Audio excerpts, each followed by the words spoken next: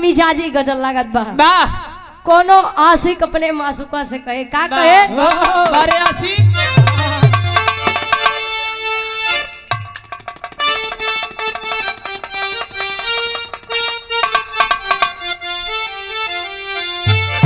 अरे तू परवाने जल रहे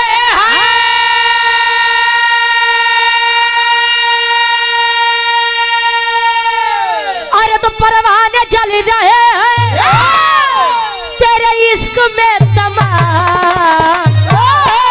अरे परवाने जल रहे हैं तेरे इश्क में तमाम।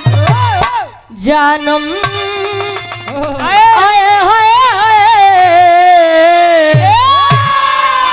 अरे जानम जरा इसी आग में अरे जानम जरा इसी आग में अरे खुद को जला के दे जानम जरा इस आग में खुद को जला के दे जानम जरा इस आग में खुद को जला के दे जानम जरा इस आग में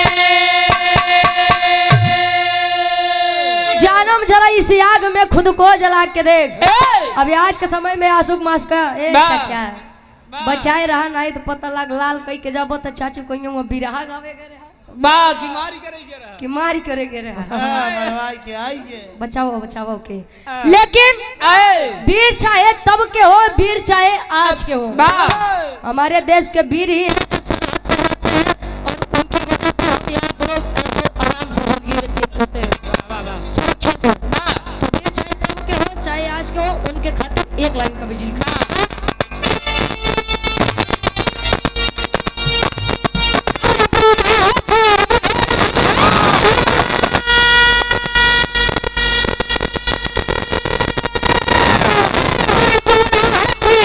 अरे झंडा हिला के दे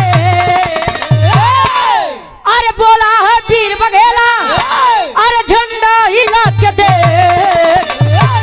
अरे हट जाएगा समर से अरे हट जाएगा समर से अरे पंजा मिला के दे पंजा मिला के दे पंजा मिला अरे पंजा मिला के दे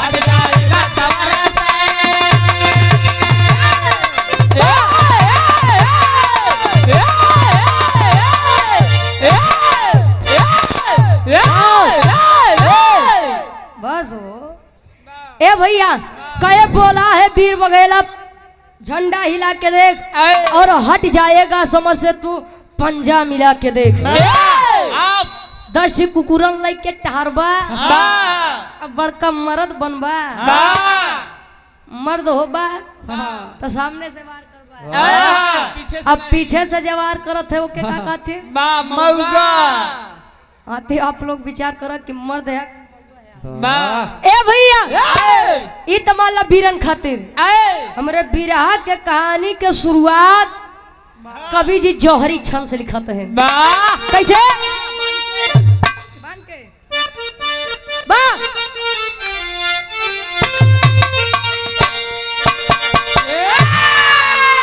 अरे तो एक दिन मजरी माता से भोर किया के बोला कब से तुम हो सोई अरे ये बता अखियां खोला पिताजी मेरे साथ तलवार हाथ में साजे जिनके माँ दुर्गा अरे माता रही विराजे दंगल में जब जाते अरे तजे पे पसीना जग के अंदर करते थे जीना नबी चुनौती सते जो सते वो है कमीना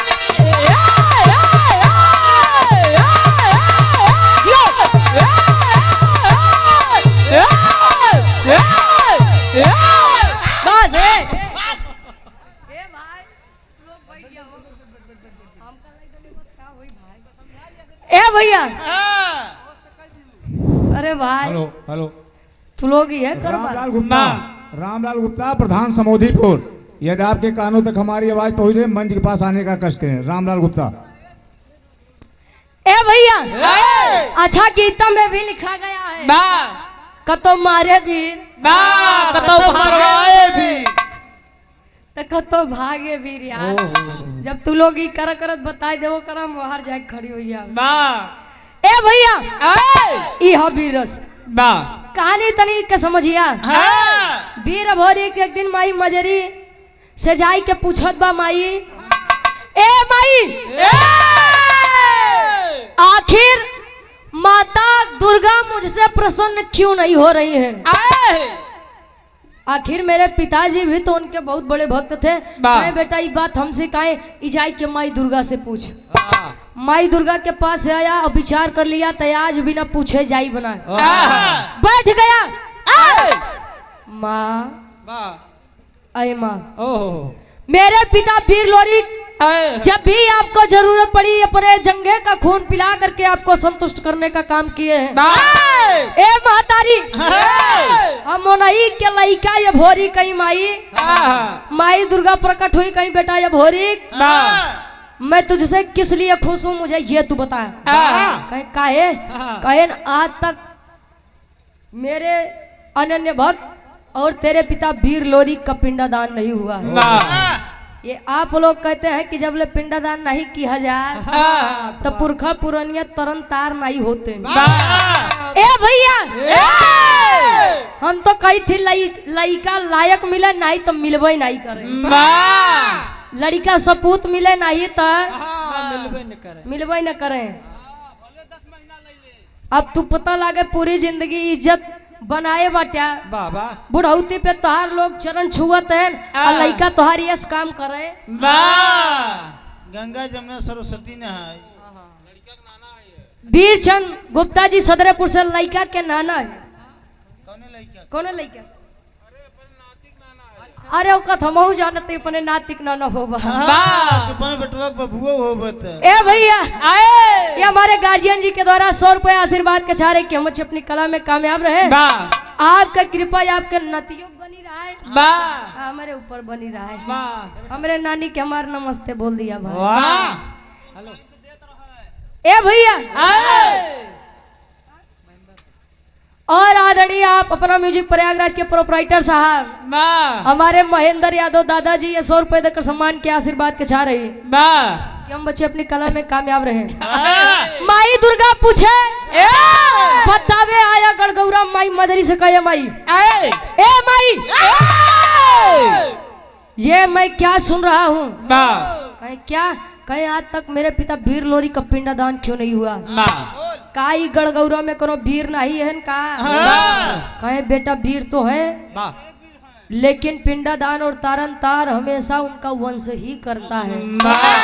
ए लइका हम तोरे बाबू का तो खोई दे बेटवा लेकिन हम तो का अपने से अलग नहीं हुई दे। बेटा कोनो बात बका कहानी यार से हमार तनी सब मोड़ ले।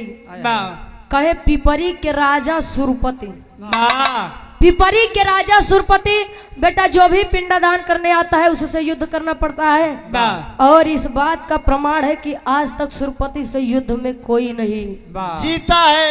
ए भैया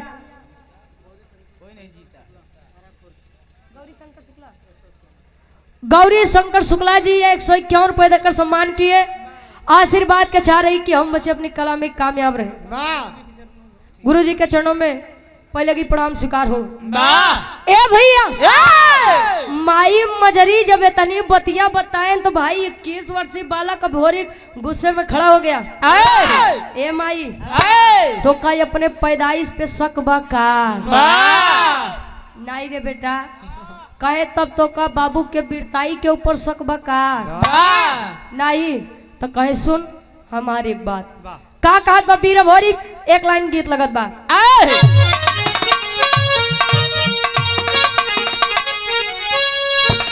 अरे त झूलनी पे उड़ान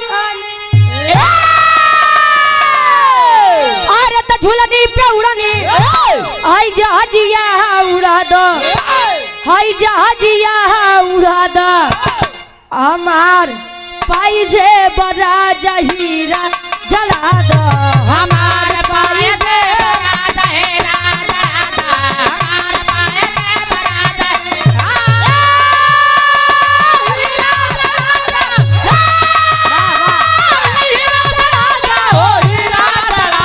हमार पाई जे बड़ा जहीरा जला दा हमार पाए से बरात है राजा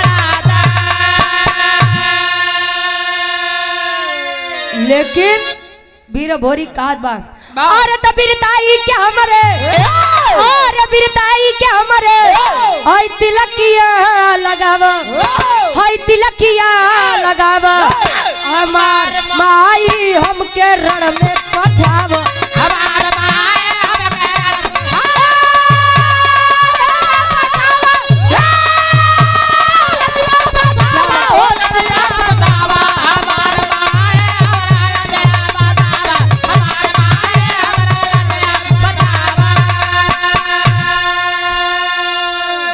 अरे तो बाढ़ल गुमान बाटे अब दुश्मन के भारी मिटाऊ खानदान बाटे पूरी तैयारी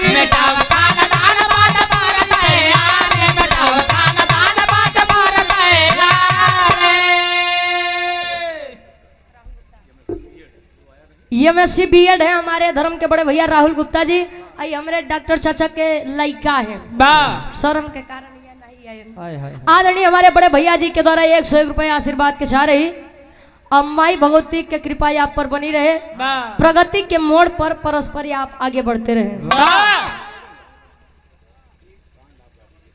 हाँ बस बस ई कांडे का रूप ले हाँ बस अच्छा सामाजिक चला ई वाला ठीक ठीक ठीक ठीक ठीक ए भैया हम भी रस गाय देते ही कांड हमारे चाचा गाय दिए हैं अब फिर सामाजिक कांड हम दोबारा गाय दे पहले मौके के बात हो जाए अब मौके के साथ साथ ही इतिहास है इतिहास बोलता है ए भैया आवत नहीं से कहानी समझ में आवत बना समझबा तो समझ में आई देखा हमारे चाचा कहबे बहन के देखा कलाकार बढ़िया नहीं होते सुने वाले बढ़िया होते अगर सुनबा तो आशा नहीं पूर्ण विश्वास बा कहानी जाई अंदर तक आ एक साथे दुई काम करबो तो झंडू बाम हो जाबा न यार करबा न वहार करबा ठंडी में सब कर यहाँ में रगड़ ले राजेश यादव जी आशीर्वाद होटल अच्छा आशीर्वाद हॉस्पिटल छिभैया झोसी से हमारे गार्जियन जी के द्वारा ये 500 रुपए आशीर्वाद के चाह रही ए भैया अच्छा तिलक कई प्रकार का होता है एक तिलक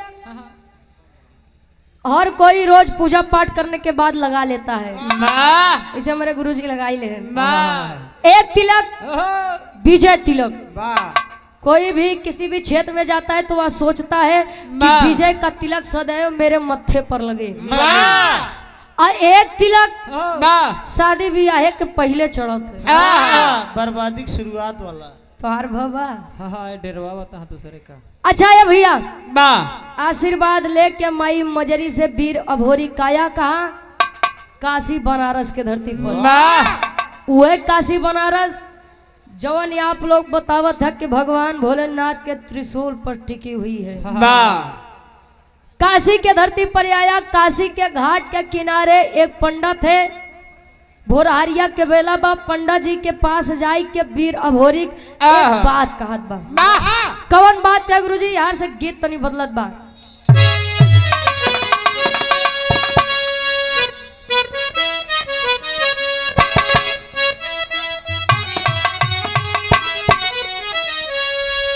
कोनो दुल्ही के गौना के दिन जब पड़ा तो सखी सहेली से बतावत बा पहले के समय में जब गौना के दिन पड़े तो भैया मेहरारू बेचारी डराई कि हमका सास ससुर कैसे मिली है हमका दुल्हा कैसे मिली आज के समय में तो लोग डरात है कि पता नहीं सास ससुर डराते हैं कि हमका पतो हो कैसे मिली और सास ससुर से ज्यादा तो भैया लोग डराते हैं कि हमका मेहरारू कैसे मिली पता नहीं महीना 2 महीना जिए दे ए भैया दुलैया कहा अपने सखी सहेली से का कहे लाइन गीत लगा बा।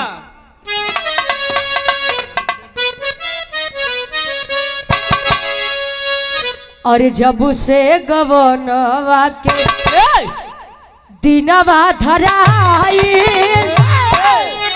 अरे जब से गवनवा के दिनवा धराई, रतिया ननी दे आवे देह पियराई। जब से गवानावा के दिनवा धराए, रतिया ननी दे आवे देह पियराए। जब से गवानावा के।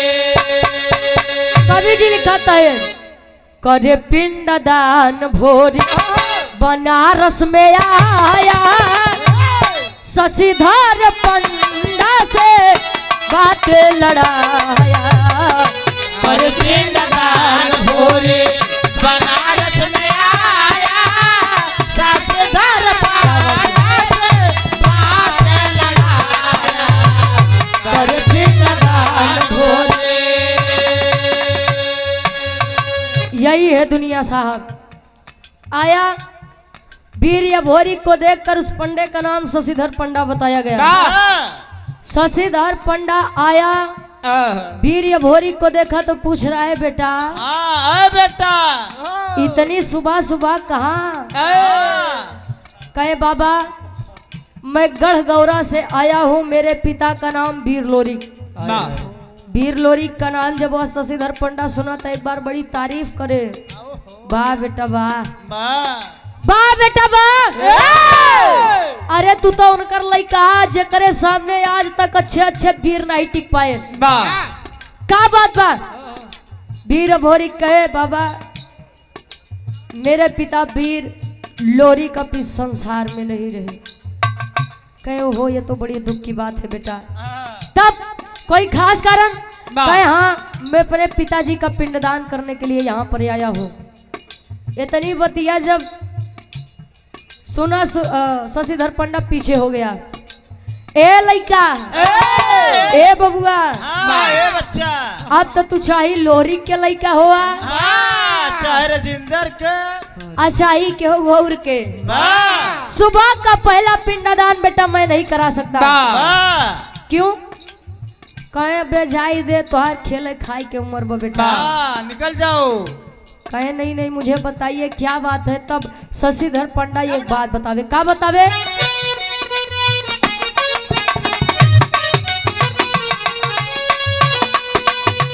काहे पंडा पहले पिंड दान करी है राजा।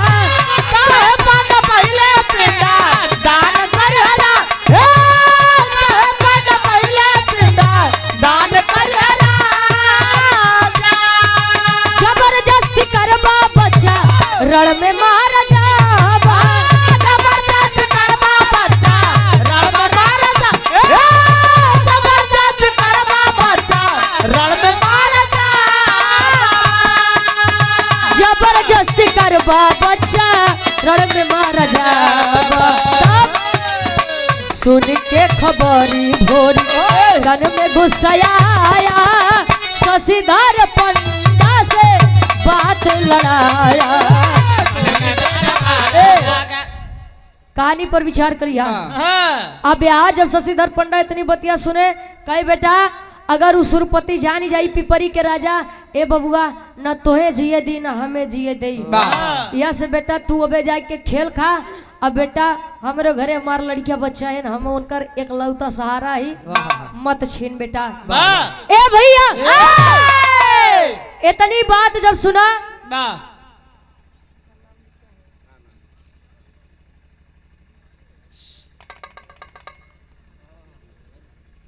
आदरणीय परम सम्मानित हृदय के हमारे गार्जियन जी आप रमाकांत यादव जी मास्टर साहब यानी हमारे गुरु जी ये प्रत्याशी जिला पंचायत सदस्य के हैं प्रतापपुर से वार्ड नंबर 3 से। हमारे गार्जियन जी के द्वारा 251 रुपये आशीर्वाद के छारे के बच्चे अपनी कला में कामयाब रहे।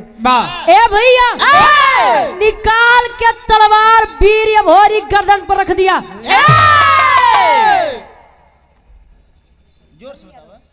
अनिल यादव नेताजी 51 रुपये आशीर्वाद के चाह रही। रख दिया तलवार गर्दन पर, कहने बाबा ए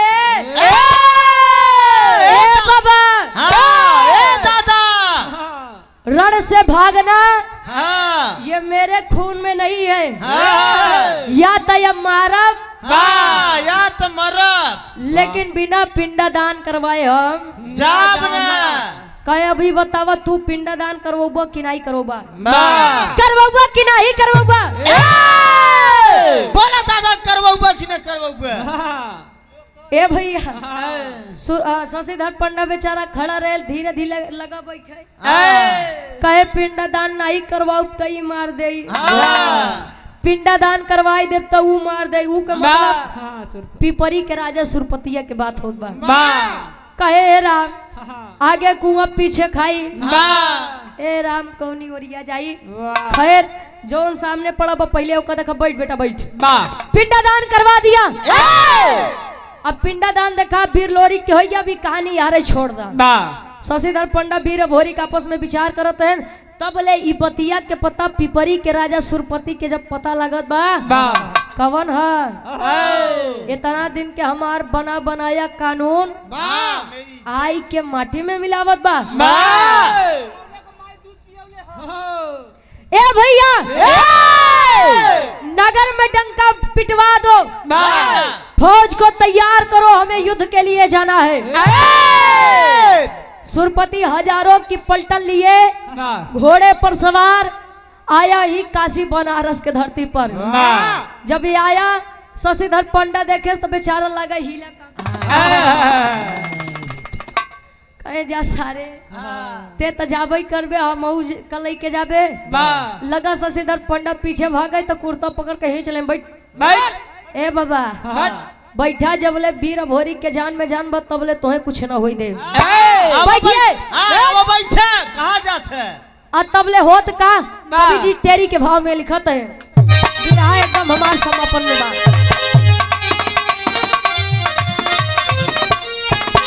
अरे राम जवानी जंगी जूझे जमके, अरे तो जवानी जंगी जूझे जमके, तो लोरिक पूती या भोरी कहे मिटाऊ हमके, अरे हो हमके, अरे हो हमके।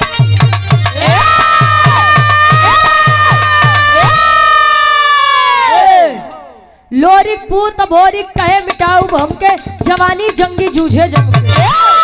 हम का मतलब अहंकार आवा सारे आज तोय नहीं छोड़ब। अवसर 200-400 कुकुरन कलई के बड़का वीर बना थे। आज तो तोहर सही से पाला पड़ा बा एक मर्द से।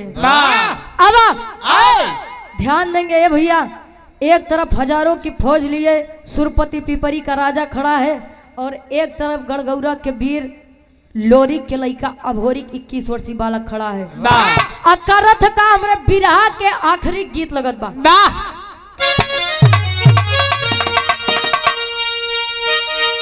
आरे ससुमार तनवा,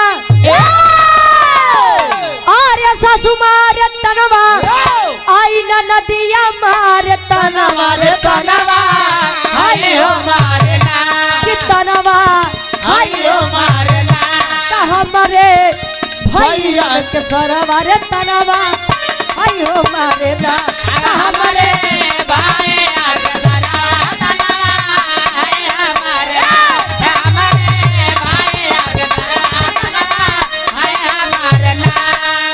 ए भैया हंस के आग ना लगावे जाया, हम चाचा के नहीं कहा था वो तो लइया बतावे। लेकिन गौर करेंगे बिरहा पे। लोरी के पुतवा गरजा, लोरी के पुतवा गरजा, वीर बाला बनवा जनवा अरि के मर बना, के जनवा अरि के मर बना, कपूदा जंग मर बनवा रे जनवा, अरि के मर बना कूदा जाग माय तनवा तनवा,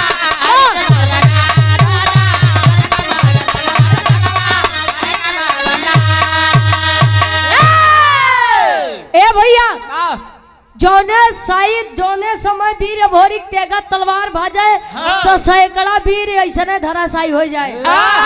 अब मारत काटत मारत काटत मारत काटत मारत काटत मारत काटत मारत काटत मारत काटत मारत काटत ए भैया धीरे धीरे जब अब 150 के सेना बची तो जितनी सेना बची लागे मने मन सुरपतिया के गरिया भाई। भाई करे सारे चक्कर में अपन जान न गवाओ। राजकुमार पूर्व प्रधान जी दुधरा दुघरा से हमारे गार्जियन जी के द्वारा 100 रुपए आशीर्वाद के चाह रही। ए भैया जे 150 सेना बची यहाँ लगे सुरपति के गरिया में। अरे सुरपतिया सारे अच्छा जब हम गुस्सा में हुई थी तो केहू के कितना अच्छा नाम हो जाई लेकिन वो नाम खराबे हो जाए। सुरपति नाम था लेकिन लगे उन्हन गरिया में जा सारे सुरपतिया। तोरे चक्कर में ना सारे मूर्ख रहे जो मरे। तोरे चक्कर में हम अपन जान ते जा। ए भैया वीर भोरी के डर के महाराज जैसे खड़ा है लंबा लंबा लेट गए। कैसो ही जाने कि सब मर गए। पहुंचा पकड़ के कॉलर नीचे खींच लिया सुरपति का। उधर मोहे में करिखा पोताई के गदहा पे बैठाई के बनारस कैसन कोनो कोना नहीं बचा जहाँ वीर अभोरिक सुरपति के घुमाए नहीं हो। अच्छा धोबी घाट काहे छोड़ी है अरे तो वह समय में के गदहा रहन का यार। अच्छा ठीक ठीक। ए भैया बैठा बैठा सब लोग विचार करते हैं तो अब देखा तीसरा मोड़ हमरे बिरहा में सुरपति के एक बिटिया जेकर नाम केवला पतिया बताया गया। केवला पतिया वीर अभोरी के वीरताई पर पहले से ही प्रसन्न थी। शादी करना चाहे। ए भैया अब तो जब इतनी बात सुने कहे सब तो देखब कि वीर अभोरी अहन के आए बनारस के धरती पर होत का पहापट के भाव में कवि जी लिखत है। का लिखे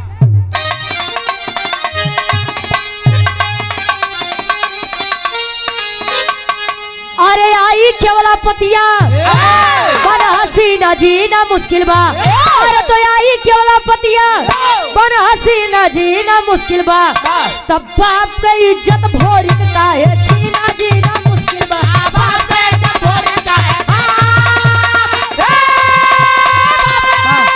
बाप का इज्जत भोरी का है छीना जीना मुश्किल बाप का इज्जत भोरी का बाप का इज्जत भोरी का छीना जीना मुश्किल बा। अरे त जादू चलाई दिहोली सुगना बनाई हो पिजरा में कैद कैके पीपरी लैके आई हो। अरे कहे कुआरी जी अब नहीं तोहरो बिना जीना मुश्किल बा। तब बाप के इज्जत भोरी कहे अब छीना जीना मुश्किल। केवला पतिया जादू के विषय में बड़ी जानकार रहे। जानकार रहे आइस अलग शशिधर पंडा से इशारा में पूछे बाबा आके शशिधर पंडा इशारा विचार करे ये यार ये आज जौन तोरे बाबू के बनी बनाई इज्जत कुल नाश कर दे। तब ले केवला पतिया अपने जादू से वीर भोरी के सुगना तोता बनाई के पिजरा में कैद कई के पिपरी के राज्य लेके आवत बा। ए भैया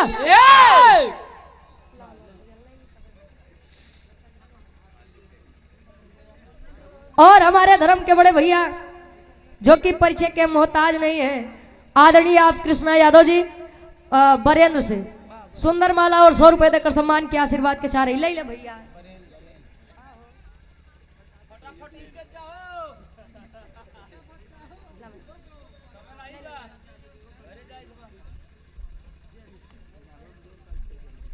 और हमारे धर्म के बड़े भैया जो कि परिचय के मोहताज नहीं आप बबलू यादव जी आरा खुर्द से सुंदर माला 100 रुपए आशीर्वाद के चाह रही। अनिल कुमार यादव जी बड़े भैया हैं हमारे सुंदर माला और 51 रुपए देकर सम्मान के आशीर्वाद के चाह रही। ए भैया वीर भोरी के सुगना बनाए के पिपरी के राह जलाई के आए तो दिन में तो सुगना बनाए रहा लेकिन जब रात होए तो के मर्द वाला तन दे काहे बदे जबरदस्ती प्रेम करना चाहिए लेकिन बारे मर्यादा बारे सम्मान। सत्यम डेयरी प्रतापपुर से 100 रुपए आशीर्वाद के चाह रही। वीर अभोरी कहे लड़की लड़की तुझसे मैं इस प्रकार प्रेम कर लूं अरे थू है तेरे प्यार पे। ए, जा दुनिया तरसत बा तोहे मिलत बा तो तोहे अटकत बा। जा क्या हो लाई नहीं बता। ए भैया अच्छा धीरे धीरे समय बीतत बा। अच्छा गढ़गौरा में माई मजरी के चिंता सतावत बा। माई मजरी के जब चिंता सतावत बा तो कहा जाता है कि माई के जियरा गाई के पुतवा के जियरा कसाई के बाबू के जियरा साड़े के भेजत का गढ़गौरा से दुई वीर। आल्हा के भाव में कवि जी प्रमाण देते हैं का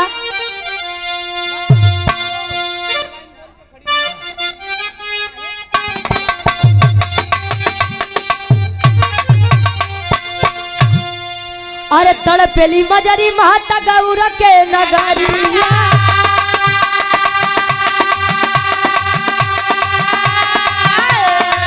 देवराई चनराई के दिहलिन पठा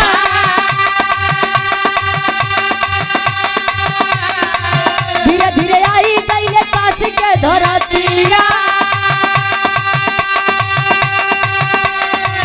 धीरे धीरे आई गईले काशी के धरतिया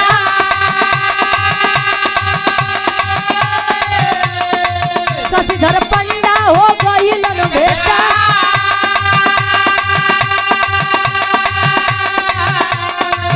लगल बतावे पंडा पूरी तब खबरिया लगल बतावे पंडा पूरी तब खबरिया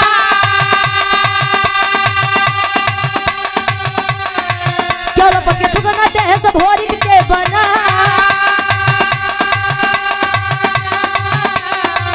माई के बोलाई लिहोले तू न हो बीरा जब के बोलाई लिहोले तू न हो बीरा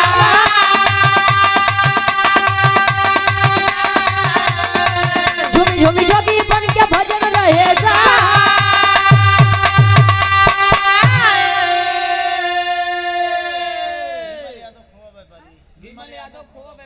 विमल यादव जी हमारे गार्जियन जी खोवा व्यापारी हैं 100 रुपए आशीर्वाद के चाह रही। ए भैया माई मजरी गौरा से दुई वीर देवराई और चनराई बताया गया। भेजा तई आए बनारस के धरती पर शशिधर पंडा पूरी बात बताया कि बेटा बहुत बड़ा वीर है लेकिन उस सुरपति की बेटी केवलापतिया जबरदस्ती जादू से सुगना बनाई के पिजरा में कैद कई के वीर भोरी के पिपरी लेके गए। बचावे के बाद जादू के काट बेटा जादू से हुई माई जमुनी के बोलाई के तीनों जने जोगी के रूप धारण करके भजन गावत पहुंचे राज दरबार में। केवलापतिया कहे ए हमार राजा ए हमार सैया ए हमार आवो चला नीचे कहीं काहे बदे रे कहे इतना दिन परेशान हो गया तोरे मन में प्रेम जगावत जगावत हो सके कि भाव भजन सुनला तो तोरे मन में हमरे प्रति प्रेम जागी जाए। आए सलाई के तबले माई जमुनी देखी नो हो बेटा ये भोरी वहां पर फंसे हो रुका बेटवा आजाद करावत है आजाद कराई।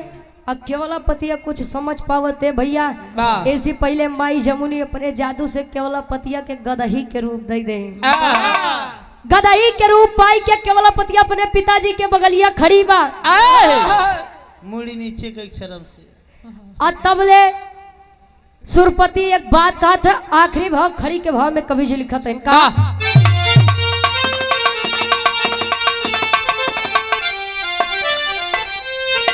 अरे तमाने गलती जमुनी के आई चरनिया दई के अरे तमाने गलती जमुनी के आई चरनिया दई के हम आई भाई तू बहिनी बचनिया कही के आई भाई तू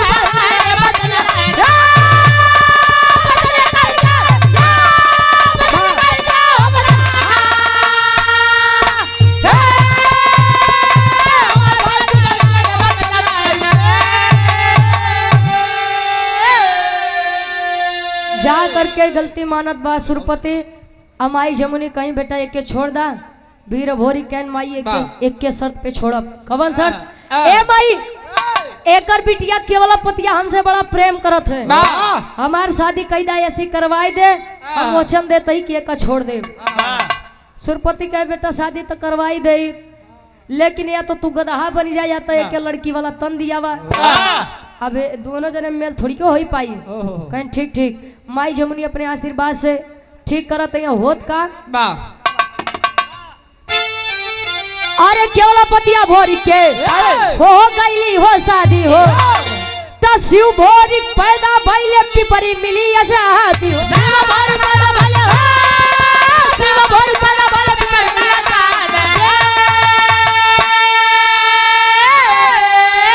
अरे त अपने घर आए आई दुल्हनिया लई के, अरे त अपने घर आए आई दुल्हनिया लई के, हम आई भाई तू बहिनी वचनिया। केवला पतिया और अभोरी की शादी हो गई, गढ़गौरा वापस आए। धीरे धीरे समय बीता, दोनों के सहयोग से एक बच्चे का जन्म होता है जिसका नाम शिव भोरी बताया गया। कुबई दादा के लड़का लोरिक, लोरिक के लड़का अभोरी और अभोरी के लड़का शिव भोरी। शिव भोरी। कहानी हमारे हार छूटत बा, आखिरी में खानदान के परिचय बा। गुरु बिहारी, गुरु गणेश, गुरु रामलाल मुर्बाद का।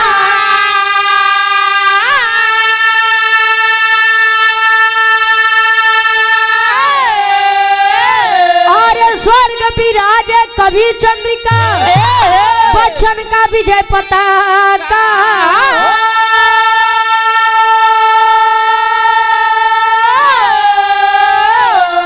अरे राम जवानी जंगी जूझे जम के, ग्वाल वंश रुचि बरी का ना प्यानी, जवानी जंगी जूझे जम के।